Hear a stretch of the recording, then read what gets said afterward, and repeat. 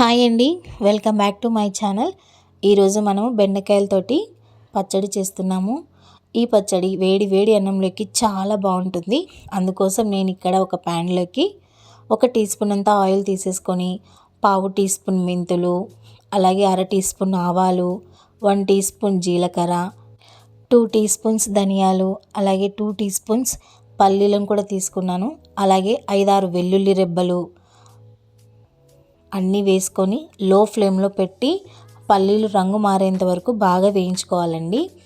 ఇప్పుడు కారానికి తగినట్టు ఎండుమిర్చి కూడా వేసుకోవాలి. అలాగే కొంచెం కరివేపాకు, అలాగే కొంచెం కొత్తిమీర కూడా వేసుకొని లో ఫ్లేమ్లో పెట్టి ఇవి కూడా పచ్చివాసన పోయేంత వరకు బాగా వేపుకోవాలండి.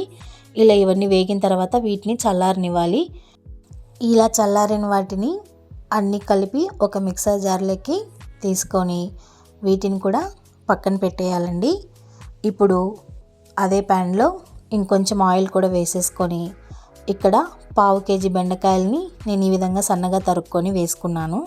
వీటిని కూడా సిమ్లో పెట్టేసి ఒక 2 మినిట్స్ పాటు వీటిని వేపుకోవాలండి. ఇలా వేపుకున్నాక ఇందులోకి సన్నగా తరుక్కున్న టమాటాలు, అలాగే కొంచెం చింతపండు, పసుపు, రుచికి తగినట్టు ఉప్పు కూడా వేసేసుకొని అన్నిటినీ బాగా కలుపుకోవాలండి. అన్నీ మిక్స్ అయిపోయిన తర్వాత దీనికి మూత పెట్టేసి టమాటాలు మెత్తబడేంత వరకు సిమ్లో పెట్టి బాగా మగ్గనివ్వాలండి. ఇప్పుడు మూత తీసేసి టమాటాలు మెత్తబడినాయో లేదో చూసేసుకున్నాక వీటిని కూడా చల్లారనివ్వాలండి. అన్నీ చల్లారనిచ్చాక ముందుగా మనం మిక్సర్ జార్లోకి తీసి పెట్టుకున్న ఇవి ఉన్నాయి కదా పల్లీలు, ఇవన్నీ వీటిని మెత్తటి పౌడర్లా గ్రైండ్ చేసుకోవాలి. ఇలా గ్రైండ్ చేసుకున్న దీంట్లోకి చల్లార్చుకున్న బెండకాయ ముక్కలు కూడా వేసేసి, ఒకవేళ ఉప్పు కడిని సరిపోకపోతే ఇప్పుడే కొంచెం ఉప్పు కూడా యాడ్ చేసేసుకొని వీటిని ఎక్కువ గ్రైండ్ చేసుకోకూడదండి. పల్స్ ఇచ్చుకుంటే ఈ విధంగా కచ్చాపచ్చగా గ్రైండ్ అవుతుంది. ఇప్పుడు పోపు కోసం కొంచెం ఆయిల్ వేసేసుకొని ఆవాలు, జీలకర్ర, శనగపప్పు, మినప్పప్పు, అలాగే 4-5 వెల్లుల్లిని కచ్చాపచ్చగా దంచుకొని కూడా వేసుకున్నాను. వీటి వేయడం వల్ల ఆ ఫ్లేవర్ చాలా బాగుంటుంది.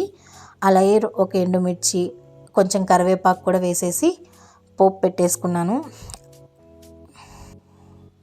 ఇదంతా పోపులోకి వేసుకున్నాక అంతా మిక్స్ అయ్యే విధంగా బాగా కలుపుతూ ఒకసారి కలుపుకోండి. ఈ పచ్చడి వేడి వేడి అన్నంలోకి చాలా బాగుంటుంది.